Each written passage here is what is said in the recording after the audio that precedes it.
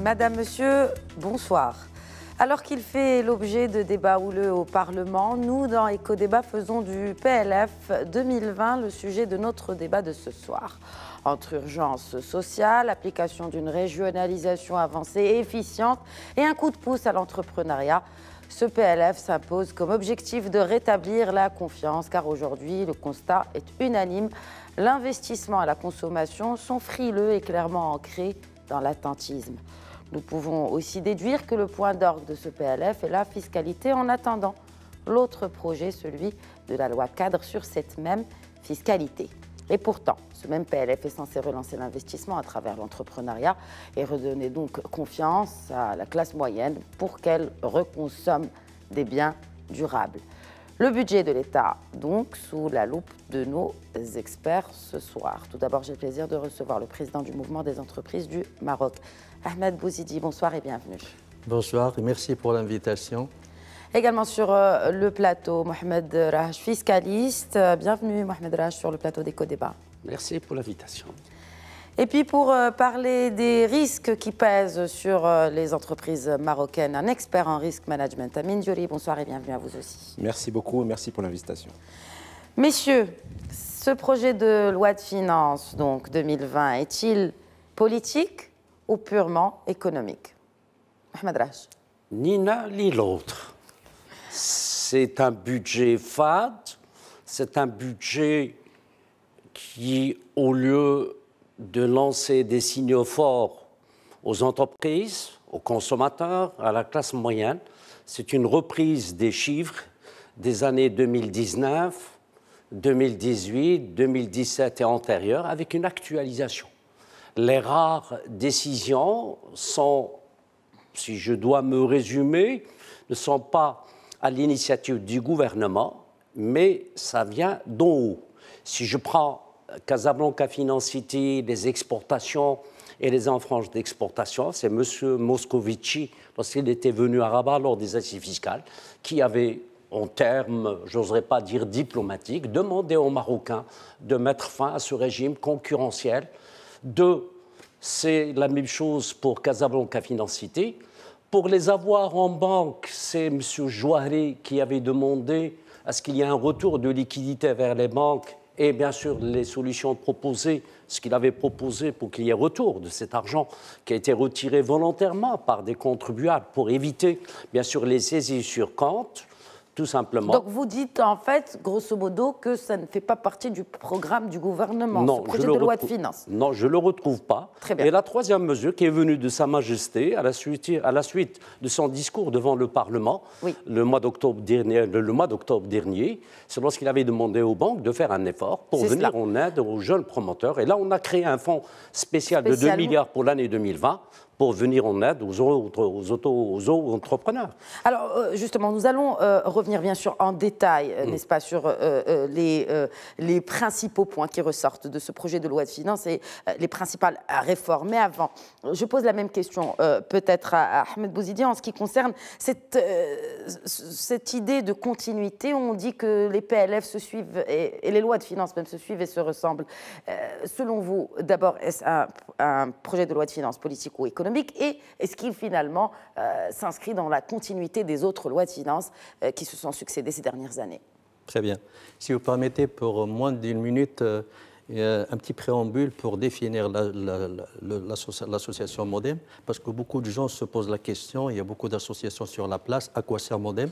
Modem, tout simplement, elle est axée principalement sur la petite entreprise, reste à définir, avoir une définition, si vous voulez, homogène pour tous, mais en principe, nous, on voit moins de 20 millions de dirhams, toute société confondue, nous défendons un petit peu les droits, nous les écoutons et nous faisons l'intermédiation. Pour revenir à votre question, enfin, à notre point de vue, c'est un projet de loi qui est socio-politique. Social, parce qu'il y a quand même un côté social, on s'est donné quand même, il faut être positif, il faut voir les choses réellement. Et politique, il vient quand même suite au discours de Sa Majesté pour désigner une commission qui va préparer un nouveau modèle. Et nous, on se concentre sur tout nouveau modèle, c'est quel est l'homme le H majuscule qui va diriger cela. Donc, dans cette période transitoire, il y a aussi le remaniement ministériel. À la dernière minute, il y a eu beaucoup de changements, il y avait compression de postes, etc. Donc, c'est un projet, il ne faut pas oublier aussi la conjoncture régionale, continentale et internationale. Donc, il y a des choses qui sont bien, mais nos attentes, franchement, elles sont beaucoup plus importantes.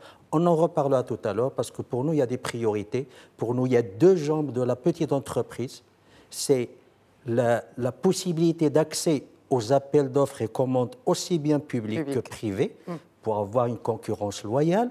Et le deuxième point, la deuxième jambe, c'est les fameux délais de paiement dans les mises en pratique et surtout pour les EEP, les entités et entreprises publiques où il y a beaucoup de choses à voir. Et que d'ailleurs le PLF s'est clairement attelé à cette question de délai de paiement en ce qui concerne les EPP, les entités publiques. Alors oui, vous vouliez peut-être finir votre idée. À ce sujet-là justement, pour tous les téléspectateurs, nous avons une journée de réflexion. Nous avons préparé des propositions, un Small Business Act marocain qui vient complémenter ce qui a été fait par M. Ben Chaboun et M. Alami.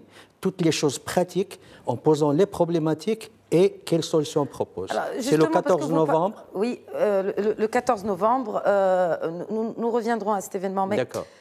Un point très important, vous avez parlé du Small Business Act. J'aimerais pas qu'on attaque, qu'on rentre dans le vif du sujet avant de faire réagir peut-être Amine Dioli, mais on remarque qu'il y a un Small Business Act du patronat, un Small Business Act du MoDem que vous représentez aujourd'hui, un Small Business Act du gouvernement, en l'occurrence à travers le ministère de l'économie et des finances et celui de l'industrie. Combien de Small Business Act avons-nous aujourd'hui, au jour d'aujourd'hui, selon vous ? Pour nous, madame, il y a un seul. Nos propositions, nous les avons remises au chef du gouvernement. Très bien. On s'est approché de la CGM, à qui on a remis nos propositions qu'ils vont remettre, eux, dans leur Small Business Act, et avec une association féminine d'entrepreneuriat. Et justement, le 14 novembre, nous serons les trois associations, et on a invité toutes les associations qui sont concernées, qui seront les bienvenues pour qu'on puisse discuter, comme il a dit Sa Majesté le Roi, des choses qui nous font plaisir et qui ne nous font pas plaisir aussi, pour bien ne pas avoir la langue de bois. Alors, avant de parler justement des choses qui ne vous font pas plaisir dans ce PLF, Amine Dioli, d'abord peut-être une réaction par rapport à continuité ou discontinuité dans ce PLF, et surtout, quels sont les points forts selon vous? Avant de parler des points faibles du PLF, quels sont les points forts? Alors déjà, pour moi, clairement, ce n'est pas un budget pour les entreprises. Ensuite, continuité, non-continuité. Pour moi, il y a une discontinuité parce qu'il y a un certain nombre de mesures qui avaient été annoncées l'année dernière qui sont remises en cause cette année. Par exemple, on parlait de la contribution, la cotisation minimale des entreprises qui était passée de 0,5% à 0,75%. On revient dessus sous certaines conditions, mais on revient quand même dessus. Le taux appliqué aux exportateurs qui était justement descendu à 17,5%, qui va repasser à 20%. Oui. Donc voilà, après, je dirais pour les entreprises, effectivement, il y a des points positifs, mais encore certaines entreprises, des entreprises industrielles notamment. Alors pourquoi les entreprises industrielles et pourquoi pas les autres? Notamment avec un taux marginal réduit qui passerait de 31% à 28%. Effectivement, ça, c'est une bonne chose. 20% dans les années à venir. Avec l'objectif, effectivement, de faire baisser l'IS jusqu'à 20%. Bon, ça, c'est très bien, mais quand on regarde ensemble toutes ces mesures mis bout à bout, on ne voit pas la cohérence globale. Et c'est ce qu'il aurait fallu avoir à travers une loi cadre, justement, qui avait été promise après les assises de la fiscalité et qui aurait donné une vision beaucoup plus claire, qui nous aurait permis de déchiffrer beaucoup plus facilement les propositions qui ont été faites, notamment à destination des entreprises. Aujourd'hui, la vision, on ne la voit pas très bien. Je vois surtout, moi, qu'effectivement, pour reprendre les propos de mon collègue à l'instant, je vois surtout qu'effectivement, on veut encourager les entreprises exportatrices, mais on revient sur le taux d'IS qui est plus important. Je vois que ce qui fait aujourd'hui une des forces de notre pays et qui attire aujourd'hui les investisseurs, les zones franches qu'on appelle maintenant les zones d'accélération industrielle.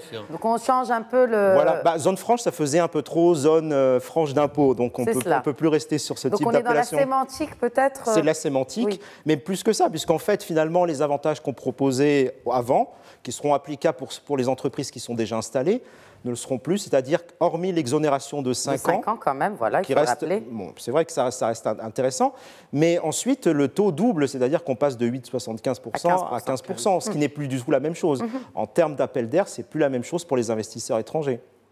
Et qu'en est-il pour les investisseurs marocains? Alors finalement, sans ce projet de loi cadre sur la fiscalité, on ne peut pas vraiment dire que ce projet de loi de finances apporte quelque chose de nouveau pour le tissu entrepreneurial. Avant de passer peut-être sur d'autres aspects de ce projet de loi de finances, et notamment sociaux. Non, je ne le pense pas, parce que tout simplement, il a été question lors des assises fiscales de proposer une loi cadre qui aurait pour mission de fixer les objectifs et les grands principes. Oui.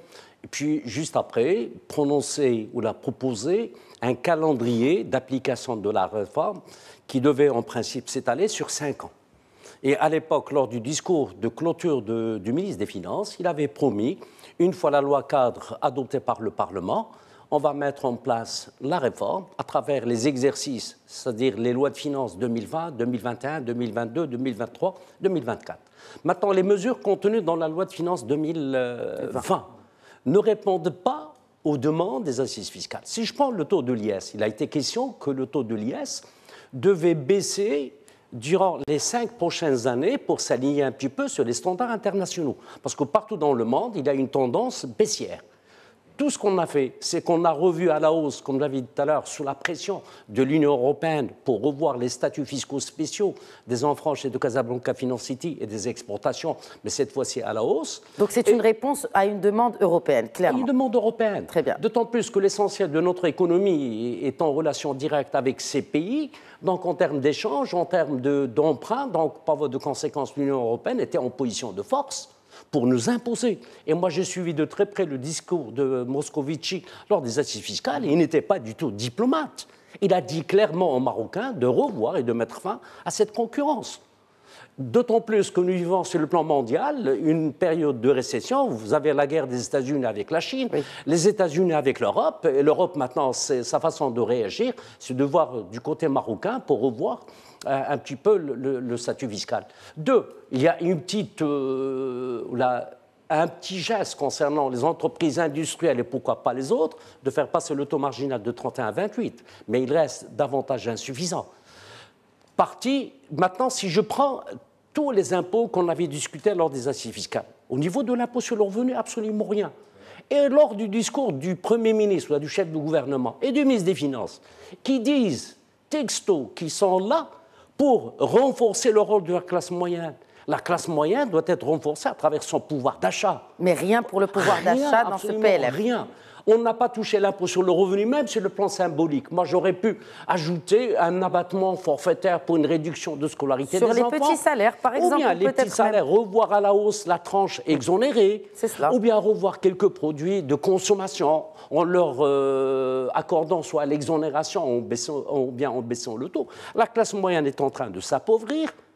2, elle n'est pas prête maintenant à renouveler ses équipements pour faire tourner la machine. Les biens durables, donc consommation et automatiquement une voiture, croissance. au lieu de la changer maintenant, on va réfléchir 2 fois. Un frigo, la même chose. Un télé, un salon. C'est la classe moyenne qui consomme ce genre de produits. C'est pas la classe pauvre. Mais c'est la locomotive de la croissance, finalement. Oui, c'est la demande. Ils relancent la demande de la consommation. Ils consomment, ils voyagent, ils s'habillent, ils sortent. Ils vont voir le cinéma, ainsi de suite. Donc, par voie de conséquence, la classe moyenne n'a rien obtenu, sauf dans le cadre du discours, et moi je l'appelle en arabe Saoufa, il n'y a absolument rien. Tout à l'heure, vous avez parlé du budget. Le budget est un acte politique. De combien est composé de ce budget? Combien pèse ce budget aujourd'hui? C'est autour de 400 milliards et quelques. Mais si je prends maintenant... 480, presque 500 milliards. Oui, mais lorsque je vois le ministre des Finances insister sur 91 milliards consacré à la santé et à l'enseignement. Il n'a pas parlé du parallèle. Lorsque moi je prends le budget de la défense et de l'intérieur, tout ce qui est sécurité, c'est presque le même budget. Moi je défends la sécurité de mon pays. j'appuie les crédits ouverts cette année qui ont augmenté de 90%, de 30% pour le ministère de la Défense. Il est tout à fait normal.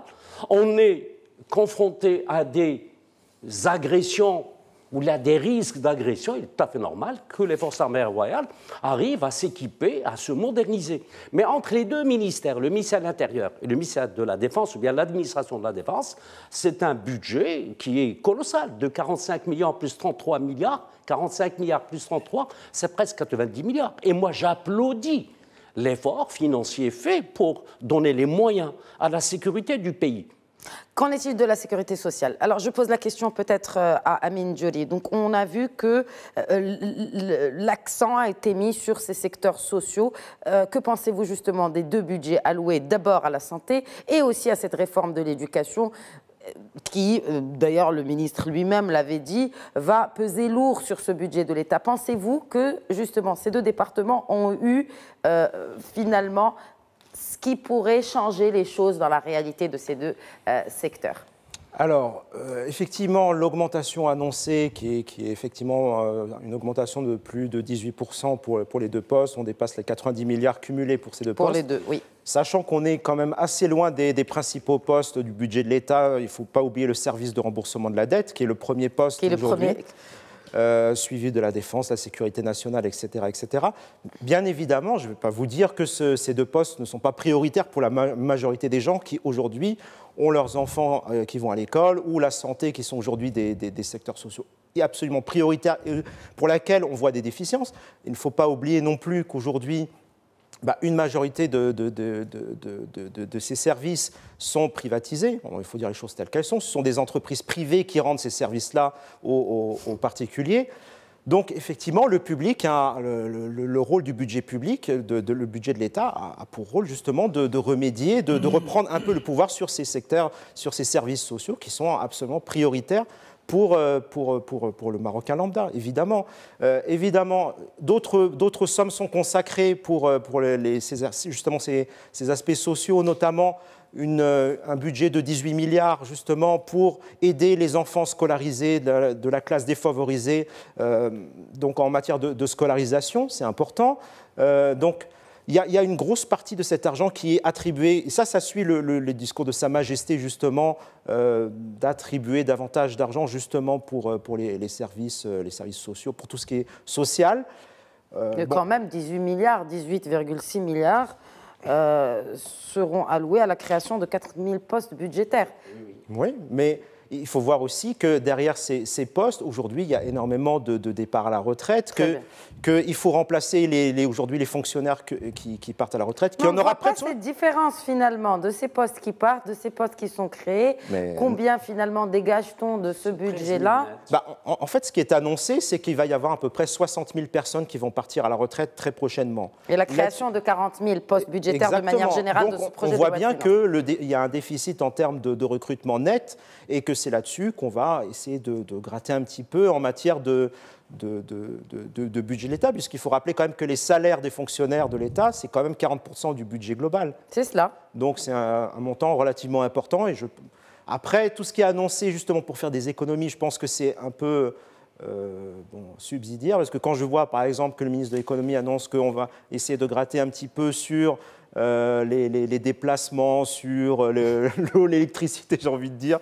Je pense que c'est pas là-dessus qu'on va faire des économies. Effectivement, là où il faut regarder, déjà, c'est essayer d'accroître nos revenus. C'est ça, à mon avis, les recettes de l'État, c'est ça la priorité. Et on parlait de l'IR, il y a quand même un gros problème de l'assiette fiscale au Maroc. Très étroite. Mais très étroite.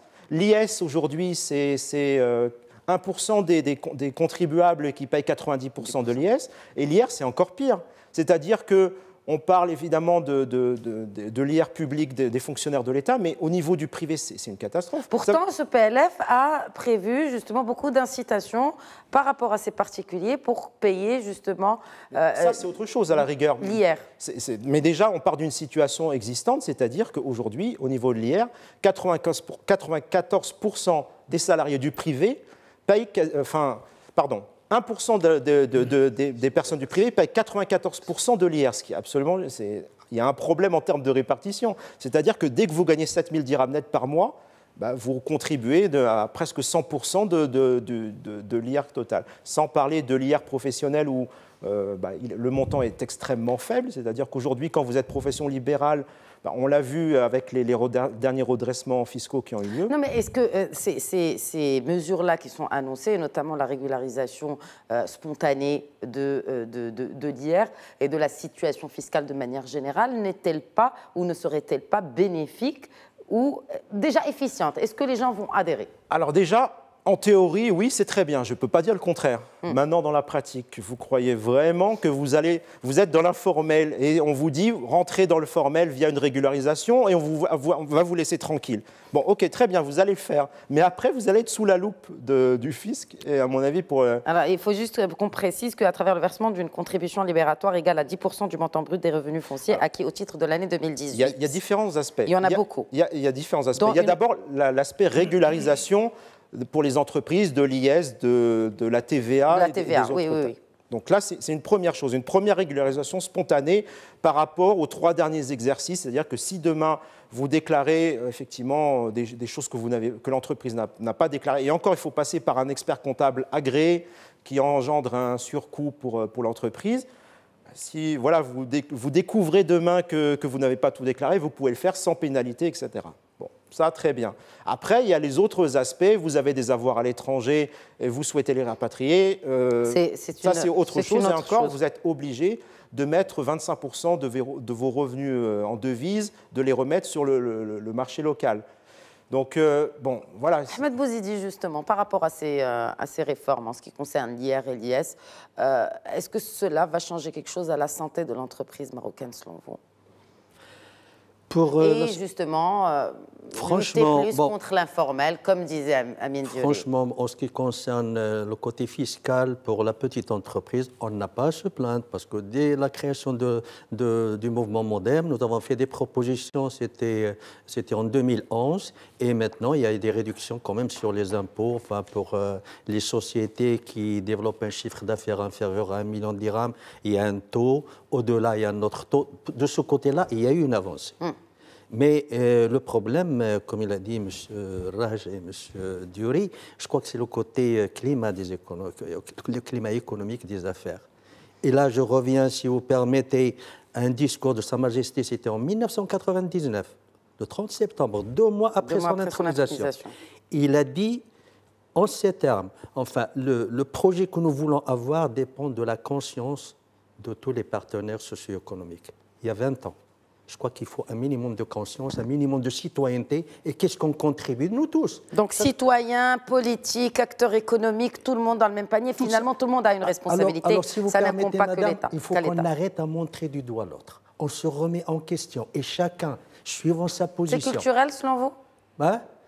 Il y a beaucoup de choses qui rentrent là-dedans.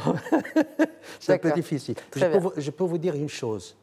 Que si vous vous rappelez, quand il y a eu le problème de la digitalisation des épiciers, etc., il y a eu certaines revendications, puis le gouvernement... Mais c'était plus par rapport à la taxe que la digitalisation, Ahmed Bouzidi. Et nous, lors d'un plateau-là, une conférence, on a posé la question, ces petits entrepreneurs, ces petites entreprises, ces épiciers, etc., Darb Omar, les petits magasins, la petite entreprise, elle achète de chez eux, d'accord?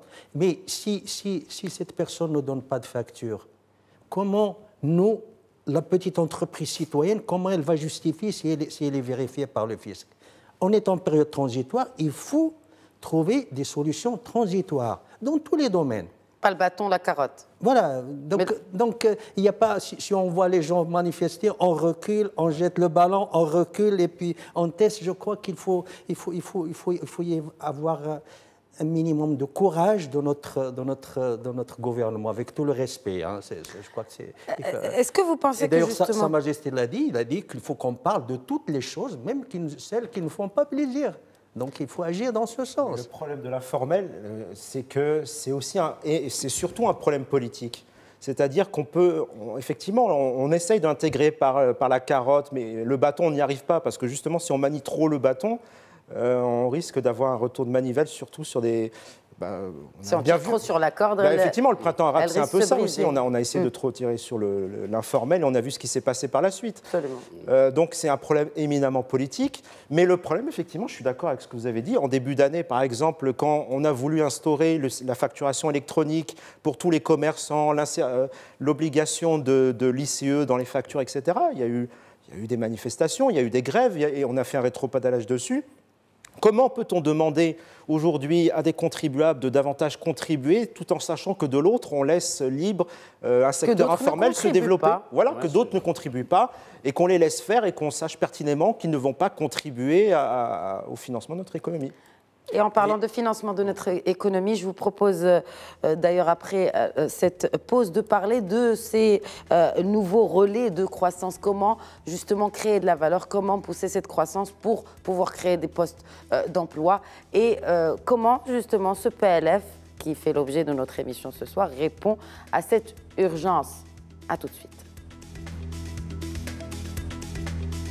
Bonsoir à nouveau et bienvenue à ceux qui nous rejoignent. Vous regardez Éco-débat que nous consacrons aujourd'hui à l'analyse de ce projet de loi de finances 2020 qui est en ce moment même en discussion au Parlement. Alors, juste avant la pause, quelque chose de très important a été évoqué justement par professeur Raj et cela concernait l'aide aux ménages et justement pour soutenir cette consommation locale ou tout simplement peut-être réduire les inégalités sociales. Pour réduire les inégalités sociales, il y a un budget qui a été dégagé pour soutenir le pouvoir d'achat. Il est de 26 milliards de dirhams, soutenir le pouvoir d'achat des ménages vulnérables et de la classe moyenne. Alors il y a bien sûr ce qui concerne le dialogue social et poursuite de subventions des prix, mais finalement sans registre social unique, un projet qui a été initié, et d'ailleurs par le souverain, c'était l'année dernière. Où en est-on aujourd'hui? Est-ce qu'on peut justement aider les ménages les plus vulnérables sans vraiment détenir de data fiables pour mieux cibler ces ménages? Oui, il y a toujours le même problème. C'est le registre qui n'arrive pas à voir le jour. Ça traîne le pas. Deux, on ne voit pas clair la question de la caisse de compensation. Tout ce qu'on sait pour la loi de finances 2020, c'est qu'il y a une réduction de crédit de 3 milliards. Est-ce que c'est la conjoncture mondiale qui nous annonce une baisse des prix? Ce n'est pas du tout évident. On ne sait pas. Donc ça peut enclencher à n'importe quel moment. Deux, trois, c'est vrai, c'est à la suite du dialogue social. On a décidé de reprendre une petite augmentation, que j'oserais dire symbolique, des salaires, mais étalée sur 3 ans. Et ici, les salariés ne font que reprendre la perte de pouvoir d'achat parce que ça fait plus de 10 ans qu'on n'a pas augmenté les salaires. Et si vous allez prendre rien que le cumul des taux d'inflation de ces 10 dernières années, les salariés ne vont faire que récupérer une partie de leur pouvoir d'achat. Mais les grands consommateurs, c'est la classe moyenne. La classe moyenne actuellement est laissée pour compte sur le plan du concret. Le discours, elle se retrouve dans tous les discours. Si je prends des cas simples, je prends l'impôt sur le revenu, on n'a pas touché à un iota de l'impôt sur le revenu. Et pourtant, cette classe moyenne réserve une partie de son budget pour la scolarité de ses enfants, une partie du revenu pour se soigner, parce qu'ils ne font plus confiance aux services publics de l'État, vu la médiocrité du service de la santé et de l'enseignement. 3, ils sont en train de revoir, moi j'exprime une partie de cette classe moyenne, à travers les doutes concernant les achats. Donc maintenant, pour réfléchir, pour prendre une décision de renouveler sa voiture, bien sûr, je fais partie de cette classe moyenne. Il faut réfléchir 2 fois. Il faut provoquer même un conseil de famille. Changer les meubles, changer le frigo, les cuisinières, voyager à l'étranger, ça commence à devenir très sérieux. Donc, et pourtant, les assises fiscales seraient là, on avait beaucoup parlé de l'inéquité fiscale. Et par les moyens de correction de cette inéquité, c'est de revoir le système d'imposition et de prévoir un barème progressif de l'impôt sur le revenu pour arriver à un principe simple qui est annoncé par notre Constitution, c'est le fameux article 39, c'est le principe de l'égalité devant l'impôt. Ça veut dire à revenu égal, impôt égal. Ce n'est pas le cas aujourd'hui.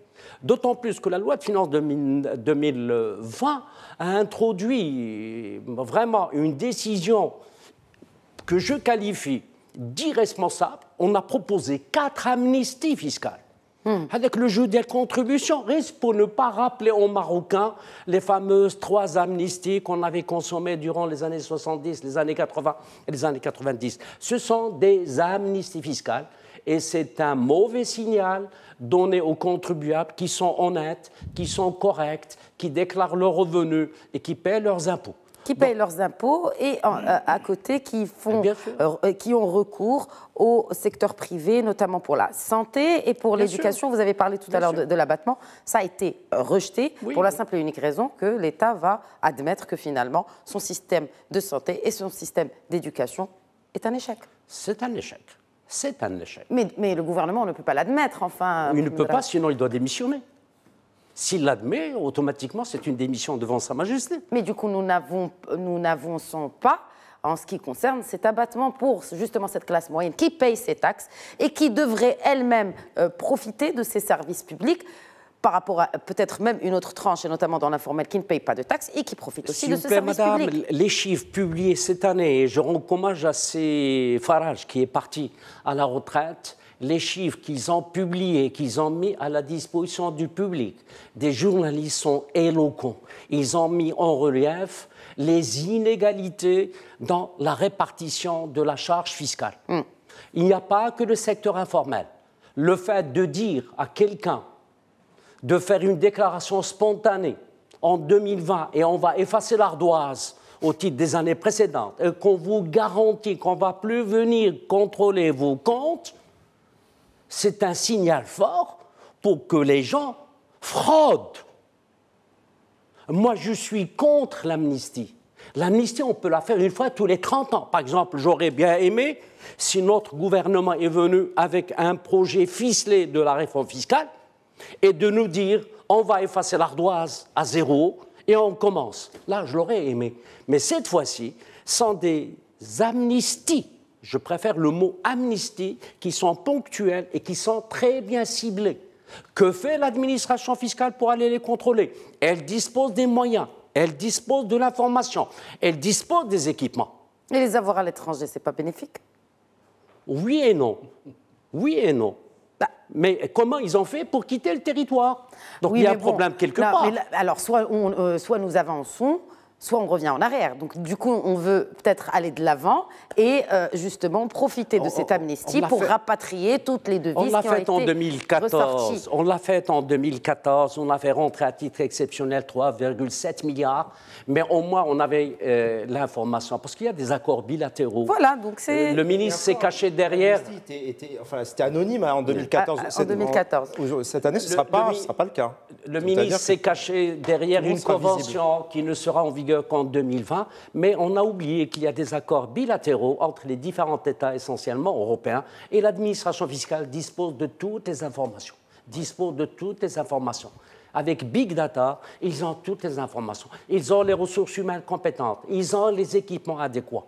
Donc, je pense que pour pouvoir demain financer le budget 2020, 2030, 2050, il faut revoir le système d'imposition au Maroc.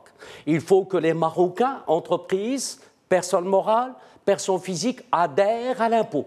Mais pour qu'on puisse adhérer à l'impôt, il faut également que l'État donne l'exemple.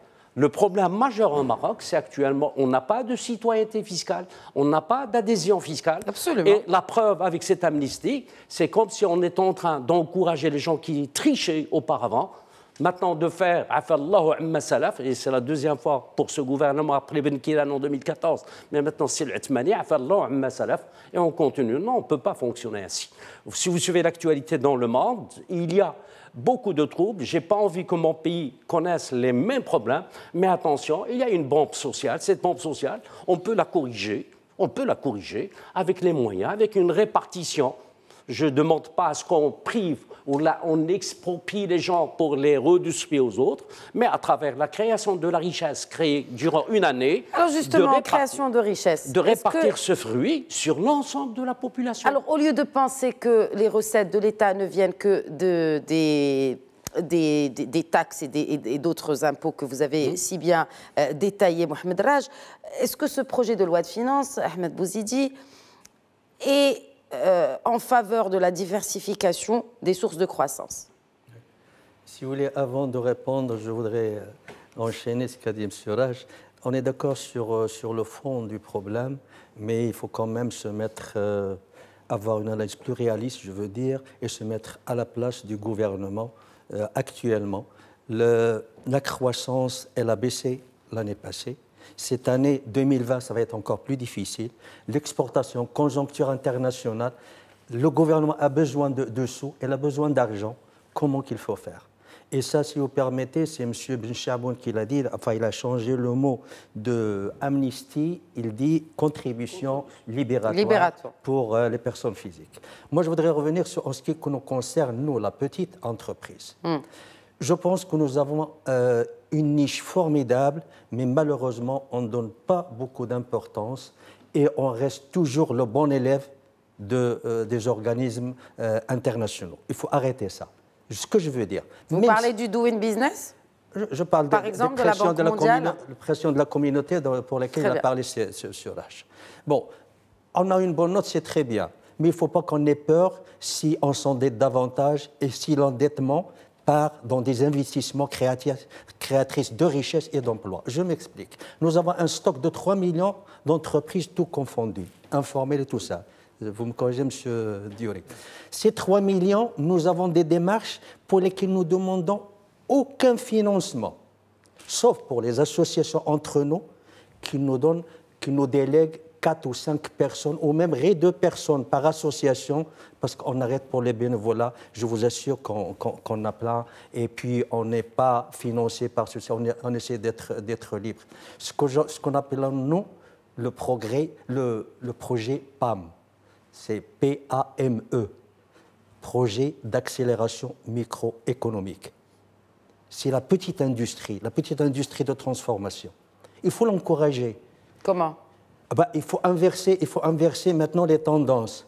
Maintenant, les gens cherchent à aller faire parlementaire, à faire la politique, à entrer dans l'administration, à avoir des carnets d'adresses, et puis c'est la fortune. Il faut qu'il y ait le travail de l'entreprise. Il faut que l'entrepreneuriat soit valorisé.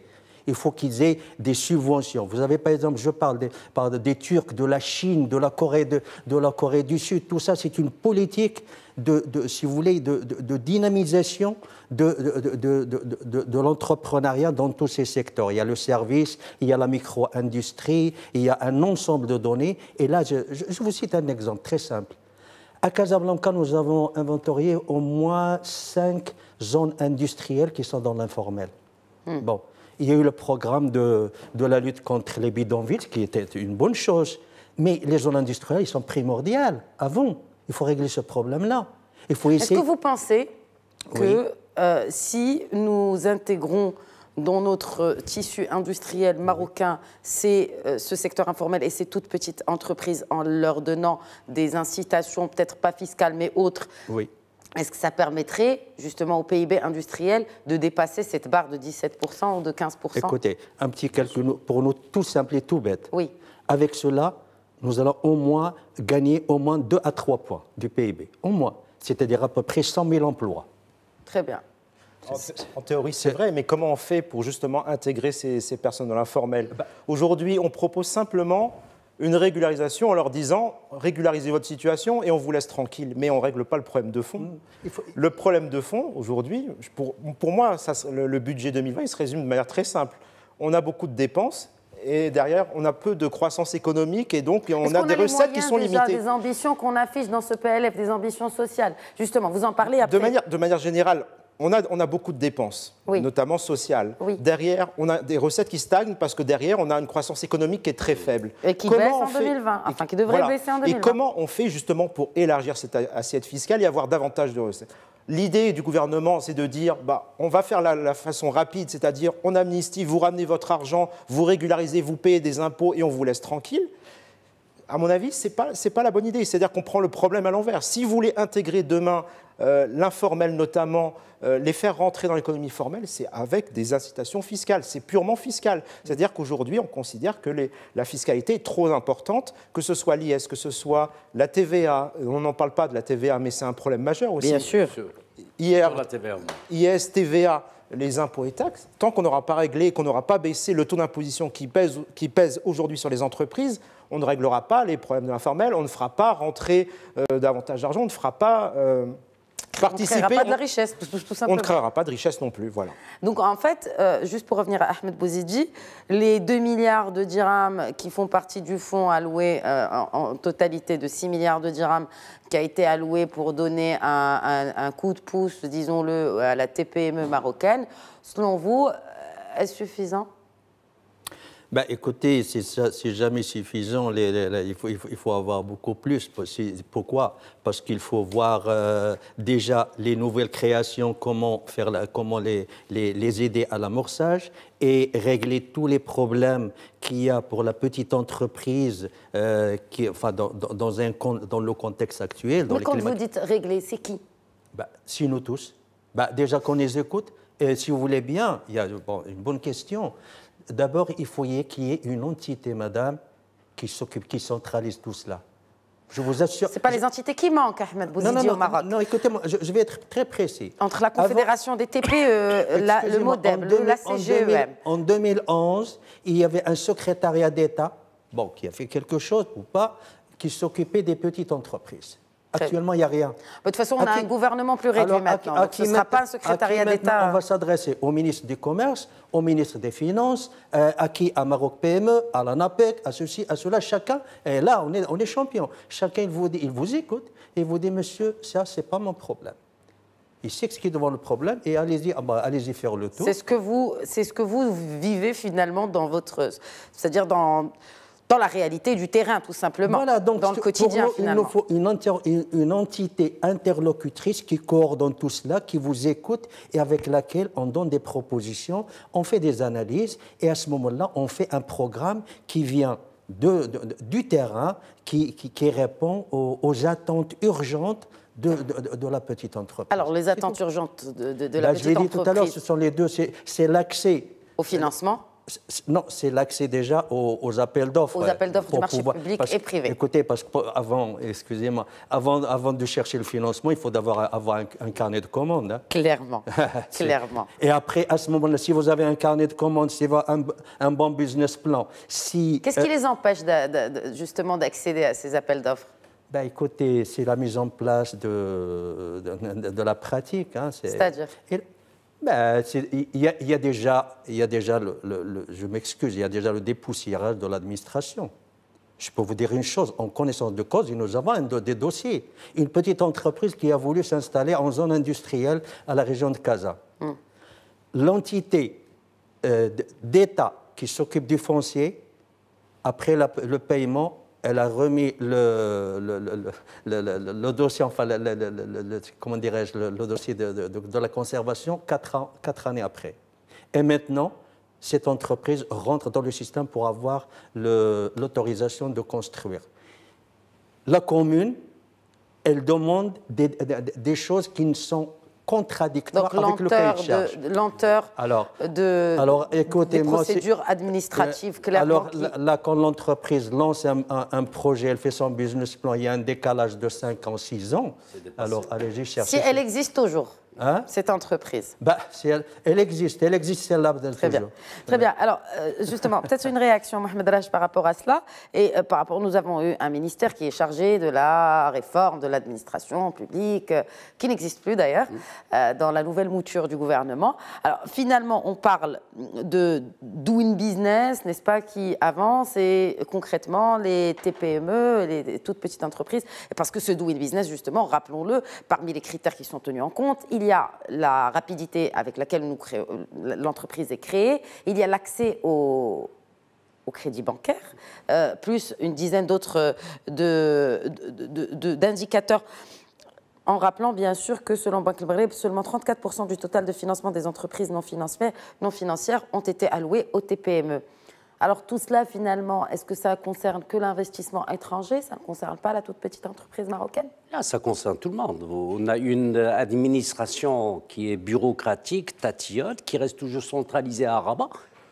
Donc c'est une administration de tendance jacobine. Et pourtant, ça fait des années qu'on parle de la décentralisation et de la déconcentration. Si j'arrive au poste de déconcentration, la charte, on n'arrive pas à la voir. 2, comment se fait-il qu'une petite entreprise perdue quelque part dans un petit patelin à 800 km de Rabat, pour qu'elle puisse obtenir tous les documents et les autorisations de Rabat? Donc, il faut aller vivement dans le sujet. Régionalisation, oui, mais il faut que Rabat abandonne une partie de ses compétences et les transfère avec les moyens financiers aux différentes régions. Et les moyens humains, alors? Est-ce que ces régions... C'est une question qui revient et que je pose souvent pour les gens qui suivent Éco-Débat, que je pose souvent sur ce plateau. Est-ce que les régions, les collectivités territoriales ont les besoins humains, les ressources humaines pour justement gérer ces dossiers-là que vous dites, Mohamed Rachid? Oui, mais il faut changer les habitudes, il faut changer quelques pratiques. Lorsqu'on recrute sur une base politique, on recrute sur une base religieuse ou la tribale, vous ne pouvez pas avoir les compétences. Je m'excuse. Si maintenant tous les cadres supérieurs veulent être dans l'axe de Rabat-Casablanca, c'est leur affaire. Mais moi, en tant que région ou bien en tant que commune, je dois obtenir mes ressources humaines en termes de qualité. Ce ne sont pas des qualités qui manquent. Actuellement, vous avez plus de 1 100 000 étudiants au Maroc. Vous avez des dizaines de milliers dans les grandes écoles. Il faut savoir les attirer. Ce n'est pas avec un petit salaire de misère qu'ils vont venir travailler à Goulmim ou bien à Oujda ou à Zagora. Donc, les ressources humaines sont là, mais il faut savoir les recruter et les séduire. Et ne pas recruter, comme le font actuellement les partis politiques au Maroc. Lorsque vous avez une couleur à la tête du conseil, vous avez automatiquement les membres de la tribu qui vont venir. Comment vous allez obtenir ces compétences? Moi, j'ai vécu cette expérience dans la région de Chaouia-Ourdirar avant le nouveau découpage. J'étais doyen, directeur et président d'université. Je côtoyais au quotidien ces problèmes. On nous avait donné même des contrats de recrutement, mais à l'époque, personne ne voulait travailler avec la région parce qu'on a une conception, il y a une certaine culture qui est négative de travailler dans une commune. Parce que pour les gens, les communes, c'est aller signer le matin, puis quitter l'administration, aller pour s'installer dans un café à côté et faire les mots fléchés. Et les problèmes se réglaient ailleurs. Donc ce n'est pas un cliché tout cela? Non, ce n'est pas un cliché. Très bien. Ahmed Bouzidi, une réaction? Je voulais simplement rebondir. Par rapport à la régionalisation, par rapport à l'entreprise, par rapport à la création d'entreprises dans toutes les régions, est-ce qu'elles ont leur chance? Surtout avec des séries en panne. Mais si vous permettez d'abord une petite... Brièvement, parce qu'il nous reste 3 minutes avant la fin de l'émission. Très brièvement. Je crois qu'on est d'accord sur le fond qu'il faut choisir les compétences. Mais moi, je dis toujours, une autre association, il faut travailler sur l'homme, H majuscule. Ça va nous éviter des conflits religieux, des conflits d'éthique, des conflits de régionalisation. Nous en avons, vous m'excusez, nous en avons assez de dire celui-là Rifin, celui-là Oujdi, celui-là... Je crois que les débats déjà en France, ils sont déjà à un stade, il faut, pour nous, c'est le travail et les valeurs des compétences. Très bien. Ça c'est très important. Régionalisation avancée et entreprise. Je suis d'accord avec ces rages parce que régionalisation, encore faut-il à chercher les compétences et avoir un deadline pour un suivi. Et vraiment, et là, je vous cite par exemple, c'est pas pour notre région, bon déjà pour le programme 2016-2022, c'était 34 milliards de dirhams. Normalement, il y aurait 10 milliards qui reviendraient aux petites entreprises. Où est-ce qu'ils en sont? Où est-ce qu'on en est? C'est ça, il faut demander des comptes. À 2 ans ou presque 3 ans de l'échéance. Et dernièrement, quand on a eu des discussions, il paraît qu'ils sont maintenant en train de faire l'étude. Alors, ça va faire l'étude jusqu'en 2022. Bon, je ne sais pas, le temps de reprendre encore les élections et rebolote. Hein. Projet de loi de finances 2020, 10 milliards pour la régionalisation avancée. À quoi cela va servir justement pour reprendre ce questionnement d'Ahmed Bouzidi? Alors, si vous le permettez, je voudrais reprendre un point quand même important, la question du doing business, parce qu'en fait, il y a deux réalités aujourd'hui qui s'affrontent. Il y a le budget qui montre une certaine réalité du Maroc, un climat qui n'est pas serein, qui n'est pas un climat de confiance. Et de l'autre côté, on a le doing business qui nous dit qu'on progresse, qu'on est meilleur chaque année. Mais dans les faits, aujourd'hui, effectivement, je rejoins ce que dit M. Bouzidi, c'est-à-dire qu'il y a un problème pour les petites entreprises, ça se voit au niveau des différentes entreprises, on voit qu'il y a effectivement un problème d'accès au marché public, il y a un problème d'accès au financement, il y a un problème de délai de paiement qui est majeur. Donc il y a une réalité qui fait que le climat interentreprise est tendu et pas serein. Et de l'autre côté, on nous dit que finalement... on est des bons élèves. On est des bons élèves, ce qui n'est pas... Pour la Banque mondiale. Pour moi, c'est deux images qui ne sont pas concordantes, ce ne sont pas des images qui reflètent la réalité. Pour les 10 milliards pour la régionalisation, pour terminer. Alors, sur les 10 milliards, effectivement, pour moi, c'est un transfert qui est nécessaire, effectivement, que les communes et ou les régions aient la possibilité de gérer eux-mêmes leurs propres équipes, leurs propres problématiques. Je reprendrai une problématique que je connais bien, qui est celle des délais de paiement, notamment. Cette question, elle doit être gérée au niveau régional, notamment, et avec des réunions spécifiques régionales pour que les entreprises de la région puissent justement venir présenter leurs doléances à ces réunions. Effectivement, il faut effectivement du personnel compétent, du personnel qui soit payé par la région pour régler ces problèmes. Et donc cet argent va servir évidemment à ça. Et rappelons que finalement, ce n'est pas une question que de ressources humaines, c'est une question de volonté politique, car comme le font tous les ministères, on peut toujours, même au niveau des collectivités territoriales, avoir tout simplement recours à des cabinets d'études ou à d'autres institutions qui pourraient mettre en place des vraies stratégies efficientes. Hamid Diouri, Ahmed Bouzidi et Mohamed Raj, merci beaucoup d'avoir apporté autant d'éclairage à cette émission consacrée, rappelons-le, au projet de loi de finances 2020. À toutes et à tous, je vous remercie pour votre fidélité. Je vous donne rendez-vous la semaine prochaine pour un nouveau numéro d'Éco Débat. D'ici là, bonne semaine à tous.